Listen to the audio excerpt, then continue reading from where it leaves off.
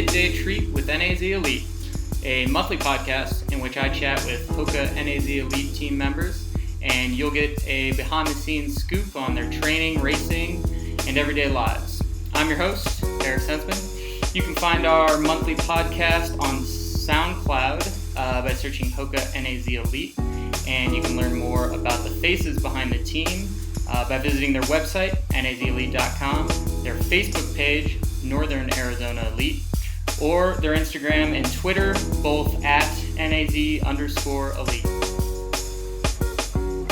Welcome to the NAZ Elite podcast. This is an exciting one.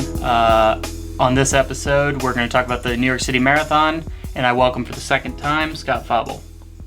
It's good to be here. It's great to have you back. Yeah. Your first time on the pod was, well, I guess about 3 months ago, kind of the start of the build up to New York City. Yeah. And now we're a few days past. Let me quickly recap what's happened. Go for it. Well, let's see if I can remember everything. First was it the Great North Run? Yeah, and there you were fourth. Yep. 102. 18, and that was a PR. It was, so you yeah. PR'd in the half. Then you had that, 10K I can't pronounce. Oh, no, that was before. Falmouth was a 7-mile race. That's right. That, where I was second. Where you were second. And then, was the 20K champs in there as well? No, I didn't run the 20K champs. Just Falmouth and then Great North 3 weeks after that. Okay. Then you get to New York City, and for those that didn't see, 7th overall, second American, and another new PR, 2:12:28 this time. Yep. And that was a 7-second PR from Frankfurt last year. Yeah. You've been very consistent in your 2 marathon finishes in terms of time. Yeah. Yeah, pretty much got that dialed in. Yeah. Well, the courses are obviously quite a bit different from Frankfurt to New York, and we'll talk about that. But so congrats on the outcome in New York, of course. Thank you. Let's start there. So you get going, and about 2 miles in, there's already starts to be a bit of separation with groups, not a ton, but some groups kind of form. And you align with you were with Ryan Vail, Chris Thompson, your teammate Scott Smith. Yep. Couple others. Yeah, there were a couple other guys who were kind of hanging on the group for a little while, but I don't think it was mostly us four until 15. Right. Okay. Yeah. And then a bit ahead was like Jared Ward, Chris Derrick, those guys. So what? I mean, that's early in a race, right? Yeah. So what do you? What's going through your head? How did that sort of shake out? Well, it was kind of a strange start because so you start on the Verrazano Bridge, which is very steep. So the international field and some Americans, they went out pretty fast on the first mile. They were like 5:05. And I think, the Verrazano Bridge is maybe 20 seconds slower than flat. Okay. So it's a quick first mile. Sure. And I came through with Scott, Chris, Jared, or not Jared, but some other guys 20 seconds back of them, 5:25. And then you crest the Verrazano Bridge and go down into Brooklyn. And so the second mile is 20 seconds faster than flat because you've got to go over it. Sure. And the guys who had gone out really fast, they didn't run fast anymore. So they slowed down, and we came right up on them and came through in a huge pack at 2 miles in about 10:05 or 10:10. So my second mile was fast, but it was on a fast mile. Sure. And I didn't really want to just sit back and let the international field kind of toy with the pace and mess around. So I just went right around the group and took the lead with Jared Ward for the second to third mile. Got through the water station there at 5K, and that was kind of when the international field took off. Right. And I could tell that initially I had kind of gotten with Jared and Chris and a couple other guys. Bernard Legat was up there, and I could tell that we were getting sucked along by these African runners who were running much faster. I mean, they were running, in the 4:40s. And for perspective, I think the 5K, was it 15:35? Something like that. Yeah, right around there. Okay, so it picked up from Yeah. Okay. And so we clicked off like a 4:52 and then a 4:53, and I looked at Scott, who was right next to me, Scott Smith, and I was like, that's too fast. Like, we can't do that. So we immediately backed off, and we're like, we kind of talked amongst ourselves, me, Scott, and Vale, and we're like, let's just try to run 5-minute pace, at least through Brooklyn, which is the first 13 miles or so. Right. So we were just running basically 5 minutes to 5:02 through Brooklyn while Jared Ward and Chris Derrick and Bernard Legat were ahead of us. Okay. Bernard came back pretty early, and we caught a couple people here and there. But for the most part, in terms of placing, we were pretty far back until we started catching people more frequently around 16 or 17. Right. Yeah. And I know that you and Scott Smith were 5th and 6th American for pretty late into the race, as I remember, until I think maybe Abdi was one of the first Americans you caught after that. So this was around 16 or 17 on First Avenue. We caught Abdi, and to Abdi's credit, he hung tough. He tried to go with us, even though we had made up a lot of ground on him, because he had been in the very front group, I think. Yeah, I think that's right.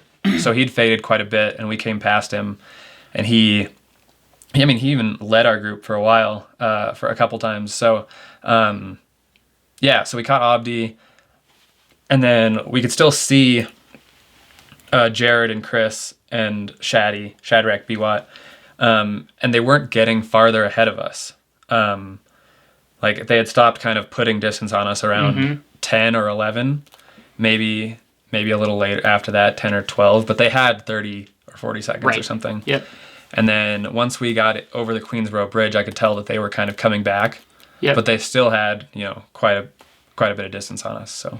And so let's take a step back before because it gets a little more dramatic in the last 10K plus. So we'll come back to that. But to take a step back, what mentally, where are you when you're in, more or less leading from mile 2 to 3 to backing off a couple miles later to seeing that gap go to those guys up until a little before halfway? Like, where was your head during all that? Where was your focus? I was pretty calm for, the first 5 or 6 miles. Yeah. Especially like being in the front I reminded myself, it's like, you're leading the New York City Marathon. That's super cool. But I was very cognizant of the fact that could really ruin the race if I got too excited there and pressed too hard. So I was pretty calm. It was a pretty calculated decision to back off. Very much I feel like I had my wits about me for the first 10 miles. And even there was a stretch in there, kind of 10 to 15 miles, where I was getting a little frustrated because, the splits, they weren't as fast as I would have liked. Those guys weren't coming back as quickly as I would have liked. I was feeling just a little tired and a little heavy, and I was doing a lot of work to not hit the splits that I felt like I could be hitting on those miles. But I kind of knew that sometimes you just have rough patches, and then you can if you can just weather those, sometimes you'll come around. Yep. So I was a little frustrated, but calm. I knew that there was a lot of time left, and I was kind of reminding myself the last 10K is where the race is really made, because it's the hardest 10K on the course. I think. Yeah. You've got a couple big climbs and a lot of opportunities for people to blow up. Right. So I was just trying to be patient. Yeah. Well. We'll talk about how that paid off here shortly. But were you able to get kind of in-race feedback from Coach Ben or anybody along the way, kind of, I don't know, maybe reassuring you that this was right there, or even between you and Scott Smith because you guys were together for 20 miles? Yeah, it's hard to. The New York course isn't one that you can really see people multiple times because it's point to point, and New York's a hard city to get around in when all the streets aren't closed down. Yep. There wasn't a lot of information, but Scott, myself, Vale, we were able to talk a little bit, and Vale has run the course a number of times. So one of the miles where I was a little frustrated, I really felt like we were pushing, and it was only a 5:05 or 5:06, and Vale was like, okay, that's a tough mile, good job, we got through that. So he was chiming in a little bit about how the course played, and that was, I think, helpful. And then there's a few times where Scott and I talked to each other a little bit as well.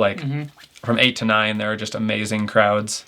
And so as we were going through there, Scott like kind of turned to me and was like, man, this is crazy. This is wild. And it was wild. It was very loud and very exciting. And then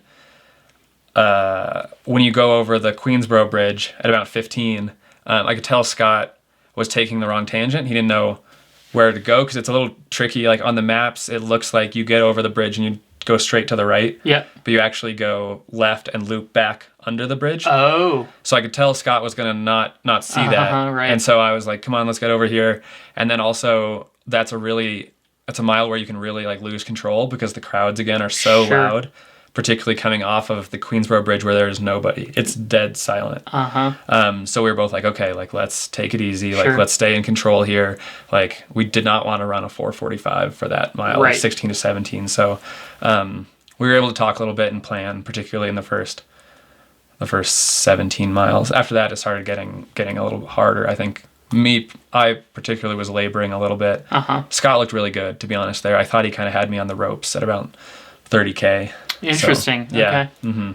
Well, before picking it up there, another reason it would be hard to see Coach Ben or anybody out there are the crowds and how many people there are. You just alluded to that. Was that unlike... I don't know what your expectations were going in, but yeah, was it kind of, did it blow your mind? Like, wow, I didn't expect, I'd heard the crowds were great, but this is really something else. Or what were your impressions? Yeah, I mean, the crowd was amazing. It helped that it was like a really beautiful day. But yeah, I don't think it's very unlike any race I've ever run. Sure. Like, the most similar thing would be like some cross country races I've done in like overseas where cross country is like a really big deal. Yep. But it was particularly amazing because like it wasn't a loop where people could just be running back and forth. Like, there were literally millions of people along the marathon route, which is very wild. Like that's crazy. And so so the energy there was really something special. Yeah. And I know Chicago didn't have the best weather. You obviously were on that course for 30K. Are they totally different experiences in terms of the crowds at those two races? Yeah, I mean, New York is like just such a big city that it's and the way the course runs, like you really go through a ton of neighborhoods.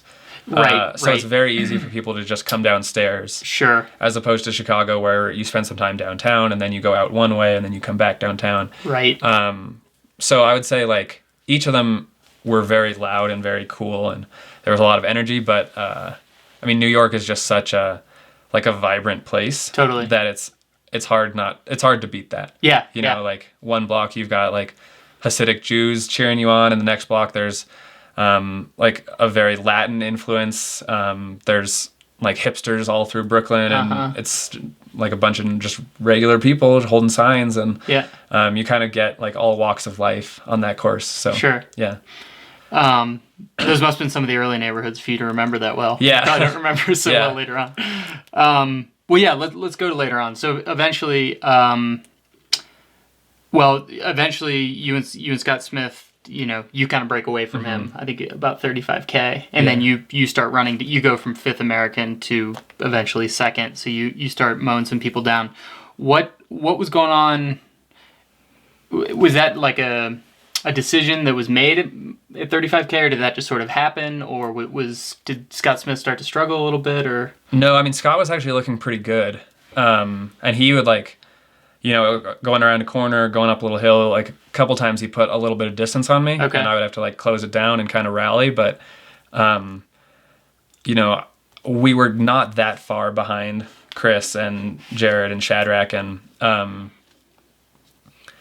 kind of knew that we had to go now if we wanted to catch those guys. And I was like, I was pretty sure we were outside the top 10. It's like, there's really not that big of a difference between being like 12th and 20th. Like if that move didn't work, it's not like, I mean, I would have lost places and I would have lost time. That's a bummer.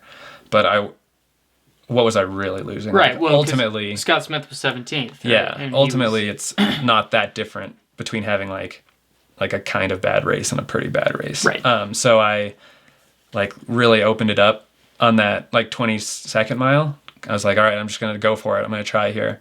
because I still had energy and I was just flat and tired. I was just heavy.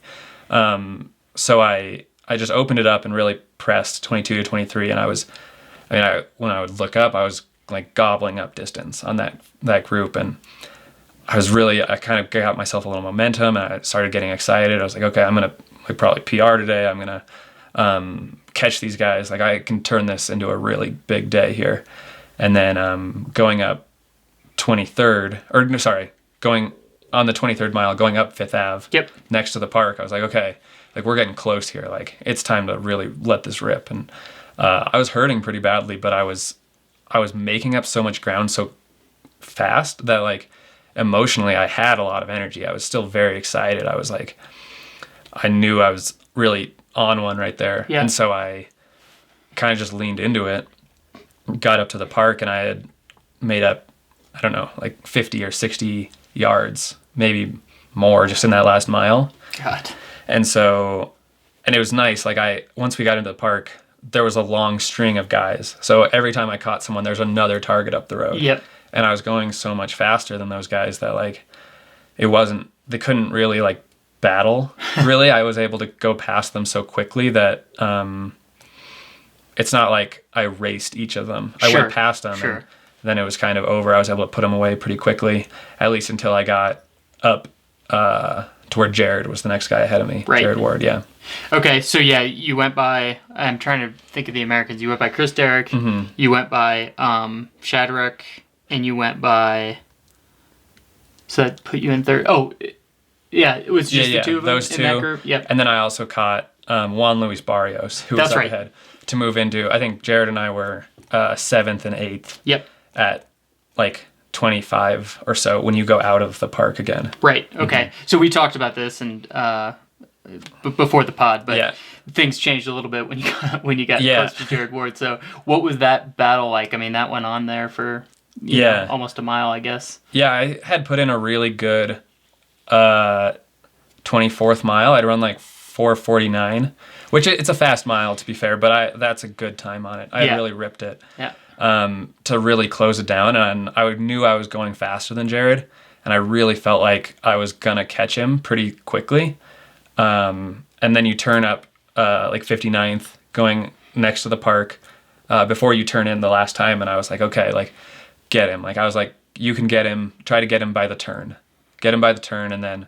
And that's that right-hand turn? Yeah, the right-hand turn. And I was like, okay, if you can get him by the turn, it's just like 600 or 700 meters. You can put him away, and you'll be the top American. So I was hammering really hard, and at about 25 and a half, like my legs kind of went, and I kind of stopped being able to like gobble them up. Like my glutes and hamstrings really tied up, and I just didn't have that same pop I'd had for the last 3.5 miles. And I think Jared, to his credit as well, is very tough. And he knew I was coming, just with the way the crowds work. You can kind of tell if someone's coming. So he's very tough, and he rallied after probably some rough miles in the late teens and 20s. And, it's not like I ran a slow last mile, but I just didn't have that same last gear. Sure. And we basically ran just 4 seconds. The gap was just 4 seconds all the way to the finish line for the last 800 meters or 1,200 meters or so. And was there almost a sense in your head of, well, I don't want to call it defeat, but it's slipping away maybe? Like, or did you think till the very end you might still have a shot? Yeah, I mean, until about 100 meters to go, I thought I could maybe still bring him back. Yeah. Because it's such a hard finish. It's uphill, and then a sharp right turn where you lose some momentum, and then another uphill. Yep. That I was like, even though I don't feel good, I think there's a chance I can pull him back anyways. Right. So yeah, I really did feel like I could pull him back until maybe 100 meters to go, when it's like, that's just a lot of distance to close and not very much time left. But, right. Yeah. And how cool was well, again, you may not recollect it quite as well, but the finish stretch must have been pretty neat in terms of the fan support and the noise and everything else. Yeah, definitely. And I think it was particularly cool given that we were the first 2 Americans. Yeah. And it was like a race. Yep. We were close. Yep. So, a lot of ton of energy, a lot of people yelling, and yeah, it was super, super cool. So when we talked last, again, about 3 months ago, I believe I asked at the end of the pod, I should have gone back and listened to know for sure. But I think what you said was like best case scenario, slipping into the top 5 at New York. Yeah. Does that sound right? Yeah. And so it's one thing to like forecast that at the very start of a training block. It's a different question when you have hindsight and you can look back after it happened. Do you think now looking back, that was a reality on the day, or do you think on the day that was the best Scott Fauble could have done? Oh, I think I maximized my potential on that day. That was like, very much 100% day. Yep. Maybe, I closed really well, so maybe there was a few more seconds I could have grabbed if I had gone earlier or something, right. But I didn't feel good earlier. And before 22, you're kind of a long ways out, so it would have been a much bigger risk. I don't think that our goal of top 5 was misplaced by any means. No, right. Sure. We were very close to it, and had the day been a little different in terms of like the weather, because it was such a nice day that the international field was really free to go and run some times that I can't compete with right now. Sure. But had it been bad weather and had the pack stayed together, I think top 5 would have been possible. Yep. But given the day and given the amazing weather, and I don't know that I could have run that much faster or finished any higher. Sure. Really. And so, I mean, 7th is a huge step for your career. Well, for anyone's career, but it was only your second marathon. You're second at New York City. And so you were quoted on Let's Run as saying that this kind of validated kind of what you felt and probably what the team feels internally. Maybe talk a little bit more about that. Yeah, I mean, I don't think that I get a ton of attention from maybe the running media, and maybe there's probably a lot of reasons for that. Maybe it's because I don't have these like blazing fast track times, or I wasn't ever a national champion in college, or like maybe I just didn't have the pedigree to kind of warrant some of their attention. Sure. But that didn't change the way I felt about myself. I've always kind of felt like I am very good, particularly when I pick my spots well and do races that really fit my skill set, like the New York Marathon. It's hilly and it's hard, and there's a lot of things that can kind of throw you off, and those are all things I'm good at dealing with. So I wasn't like surprised to be up there. I always feel like I'm one of, if not the best Americans at any race I go to. Right. So yeah, I mean, just because, a lot of people maybe wouldn't have predicted me to be top second American or top 10, sure. But like, I don't give a shit about them. So, that's the right answer. Yeah. So I think I'm good at this. Yeah. Yeah. So, so I think, you look at Frankfurt 2:12:35 for a debut.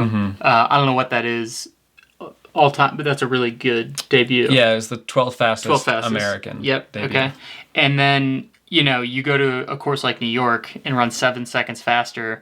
The 2:12:35 in Frankfurt is not a 2:12:28 in New York. No. So what you obviously improved in a relatively short period of time. So what got better for you? What did you learn from that first one? And then what kind of happened in between that allowed that? I had a very good spring. I think that helped a lot. Mostly though, I think it was just consistent training. And I mean, we raced. I think the time is a product of racing, sure. Not necessarily going to New York and being like, okay, like let's try to run this time. It was a product of like, let's try to finish as high as we can. Yeah. And then in terms of like the process of getting there, it's been that same idea. Like we've gone to situations where the goal was to race, at like New York City half and at the 25K and at sure. Great North, like those were all times where we kind of put time to the side and we just raced and we prepared to race. So I think our progress has really been a product of the fact that we prepared to compete. Yep. And when you prepare to compete, good things will happen outside of just competing. Sure. The times will come from competing. Right. Mm-hmm. And is that is that what you need to keep getting better at between now and the 2020 trials? Or are there other, skill sets you need to refine or add to your repertoire, do you think? I think a lot more of the same. Yep. You know, I think on a day like yesterday, if I have a day like yesterday at the Olympic trials, I very, very much could make the team. So I don't necessarily think we need to change anything, right? Or try to get fancy or try to get cute. I think we need to have another year of consistent training, which has been a big thing for me. Is I've been very consistent each year, leading it throughout the year, just focusing on having good seasons. So I've had a lot of good seasons run together, and if I can have another year of consistent training and and a good build up leading into the trials, sure. I think I am certainly a favorite to make the team at this point. Yeah, I want to talk about that next. But before we fully move away from New York City, you had two teammates, one of which we've mentioned, also running. So Steph Bruce was 11th overall and 5th American. And then Scott Smith ended up 17th. So I'm sure, maybe not the greatest results for all three, but I think everybody had to walk away feeling good. I don't know if you had conversations with them about their races, but kudos to them while we're on the topic. Yeah, certainly. I think they both wanted more. Sure. But, and they're certainly both capable of more. But that's kind of it's kind of the crux of the marathon. It's just really hard, and you can be really fit, and if you have a B+ day, that really is very different than an A day right. in the marathon, where you can it maybe doesn't look so big in a 10K or a half. Sure. But in the marathon, you can really see the differences there. Minutes. Minutes. Yeah. So going into the trials, Steph and Scott Smith will obviously be targeting that race for sure, as well as some others, including yourself. I saw Jared. I think Jared Ward tweeted. It was a string of tweets, but he kind of reflected on this, and your name was in there. So, not that you care what anybody else thinks, but how do you feel going in at this point? We're still a little ways out, and then what do you think about just the team in general, the NAZ Elite folks at the trials? Oh, I think we have a very good chance to put at least one person on the team, whether that's me or one of my teammates, Scott or Aaron Braun. We're all very similar fitness. We have very similar PRs, and any one of us could have one of those special days and could be on the team. And then on the women's side, maybe the U.S. field is very, very deep. With I don't know whether Shalane will retire, but if she doesn't, she's obviously very, very good and will bring her A game to the trials. Right. Molly Huddle's only going to get better at the marathon the more opportunities she has to go through a segment and try. Des Linden is obviously a superstar. And Jordan Assay, she's had a few injuries, but if she's on the line and healthy, she has run very, very well. But right.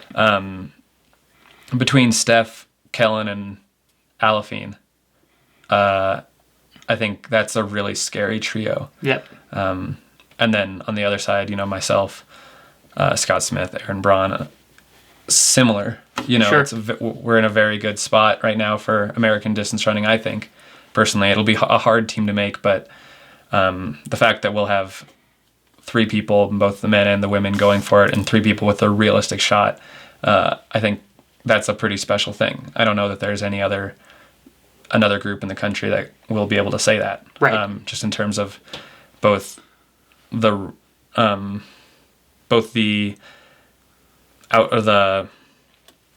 talent and the skill we have and the depth. We're in a pretty unique spot and it's going to be a really fun build up to the trials in a year. But we'll be doing stuff between then. Yeah, of course. It's not all geared towards the trials. Of course, yeah. We got a whole calendar year before that happens. So you, in preparing for that race, of course, though that is the trials. You'll have another opportunity to train with your teammates, Scott Smith in particular, who you trained with on this block. How important was that? So setting aside the grievances between the Scotts, but yeah, in seriousness, how important is that aspect of it? Having Scott there in the training leading up to New York, having him and Bronny there leading up to the trials. I don't know if you can quantify the value of that sort of thing, but yeah, kind of what's your perspective on it and how important it is for you? I think it's. I can say with pretty much complete certainty that I wouldn't have been as fit without Scott, going through this with Scott. There were days when I was feeling good and he could tuck in on me, and there were days when he was feeling good and I was feeling bad, and I could use him a little bit. But more than all of that, I think it's just, this is really hard, and it's easier, or at least less hard, when you have people to share the experience with. Sure. And people that you care about to share the experience with. And, as much as I hate Scott on the internet, he is one of my best friends, and same with Aaron Braun. So I think going forward, we're going to work together, and that's going to be a really fun thing that's going to, I think, bring us all to a higher level. Yeah, well, I was going to ask, I wonder what the cumulative effect is when it comes to that day at the trials, as compared to most other front runners are not in an environment like you all are. So that might prove, I guess, the difference in some respect. But I think it's very possible. So you, leading up to New York City, you were kind of writing about it, I guess, for lack of a better word. And so you and Ben have kind of been working on a project. Yeah, a little. Tell me about that project. I actually know very little. So. Ben Rosario, my coach, and I, at the start of the New York City segment, decided to work together on a book, actually, about the segment and really detailing the day in and day out process of going from July to November 4th. Okay. And so in it, we'll have every single week, we've got the log of what I actually did. Okay. It's got my runs, strength training, mobility, everything that I did for each week. And then each week we both wrote a kind of post about what our impressions were of the week, what we think, the week felt like, what we kind of feel like we got out of it, whether it was a good week or a bad week. And I haven't read anything that Ben's written, and Ben hasn't written anything that I've written, but I think it's going to be really good. We've got editing to do, and we've got to write the last final chapters, but I'm really excited about it. I think it's going to be a really awesome project, and I'm glad I ran well at New York so that we have a little bit of momentum. It'd be kind of anticlimactic if it was like did all this work and then ran mediocre. So this is how to place 22nd. Yeah. Yeah. So yeah, we've got work to do on it, but it's going to be hopefully out soonish. That's cool. Yeah, it'll be awesome. What's the well, maybe it's too soon to say, but in terms of getting your hands on one, is there? Yeah, we don't know. You don't know. Yeah, okay. that's one of the things we've got figured out. Yeah. Okay. But cool. It will be, however it ends up being available, we'll make sure to tell everyone. Okay. Yeah. Very cool. So that's interesting. This is a little bit tangential, but we can always cut it out. Yeah, if this is dumb by either of us, we can just edit it. That's right. There's this sort of dichotomy within the sport in terms of how to approach training, where some think it's good to be more transparent and others don't, specifically with workouts and so forth. So to detail all of it legitimately and to publish that and make it available, what is, just from your speaking solely on your behalf, what are your thoughts behind that? Like, what makes you comfortable with doing that, I suppose, and maybe someone else less comfortable with it?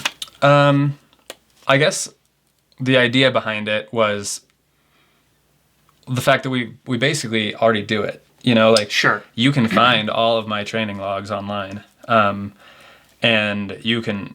I think that myself and the group in general does a very good job of kind of sharing the process and sharing the journey and trying to be open and transparent. But to kind of distill that was interesting to me in the sense that, like, this was an opportunity to kind of really reach out to really do something that I would have been really interested in reading. Yeah. Like, I mean, you know, when I was in college or in high school, I would have loved to have read someone's training log, like Chris Slinsky's or Matt Teagenkamp's or, you know, Alan Culpepper or Adam Goucher's, like, training log and journal, basically. So I think we just thought it was a really cool project. Yeah. It would be a sweet product that people would really like. And in terms of, like, feeling comfortable sharing it, like, I don't care. Like, I'm not hiding anything. Right. You know, it's like... go try to do the same thing. Maybe you'll have the same results. Yeah, I thought, like, I'm pretty at peace with with what we do. Yeah. So, yeah. So it was born out of this kind of idea. What was it, Ben, or was it you or someone else that really lit the fire for it? Well, I think, like, Steph Bruce had said that... kind of mentioned, like, that idea that she had, and she kind of recommended that I maybe try to do it, because a lot of people, like Meb, for example, he came out with books after he had crushed it, but, like, if we could do it while we were crushing it, you know, like, this is how we crushed it. Yeah. Really, like, a step-by-step manual or a blueprint. Right. That showed our process. That would be really cool. Yeah. And then I kind of thought about it a lot, and originally I thought about it, like, just from my perspective. Sure. But that's really only half of the story. Right. So I came to Ben and I was like, hey, what do you think about doing this? And he was all about it. You know, he jumped on the idea, he loved it. And, you know, we've also been working with Ben's husband, Jen, to add a, like, really strong visual component. So there's a lot of really good pictures that we took throughout to try to make it like a real piece of art. Yeah. So that's kind of our goal, is to make it like a really cool piece of, like, kind of like a snapshot, like, to invite people into the journey. Sure. Like, to really let them come along on this training block. Yeah, that's very cool. Well, I hate to correct you, but Ben's wife, Jen. Ben's wife. What did I say? You said Ben's husband. Oh, Ben's wife. Sorry, yeah, Ben's wife. Just Jen. to make that clear. Yeah. Jen's husband, Ben. I think Ben would have been okay with the slip, but, you know, Sorry, Ben and Jen. Yeah. Is there any? Well, I mean, it's so early in this process, I guess, with this book. But is there any interest in doing? Like, is the idea you might do that again, like, leading up to the trials, or does this feel like kind of just a one-off thing? I don't know. I'm not sure. At this point, I'm, like, mostly focusing on trying to finish this one. Right. Because, like, I guess when I first proposed it, I was like, I'll just bang out the blog basically each week, and we can just post it, or we'll just get it printed, and it'll be great, and we'll have it out on, like, November 15th. It'll be just done at the marathon. Right. And now, like, I think last week and the week before, I was like, yeah, we got a lot of work to do. So I don't know. We'll see how much work it is. We'll see what we get out of it, and whether we do it again in the future is, you know, we'll figure that out in the future. Right. Yeah. Right. Cool. Well, that's all very exciting. Yeah. So, yeah, well, that's about all we got. We can wrap up, but I just want to say, I think 3 months before the trials, we should sit down and do this. Definitely. Right? And then a couple days after, because that seemed to work well for New York. I think the sitting down and doing this interview was a really crucial piece of the build-up. It was the first big moment, I think, in that training block. definitely. Given that the training block hadn't really started. Yeah. Very cool. Well, yeah, Scott Fauble, you got a new PR, 7th overall, 2nd American, New York City. Yeah. Congratulations. Thank you. And we'll see you next time. Sounds good. All right. That was it.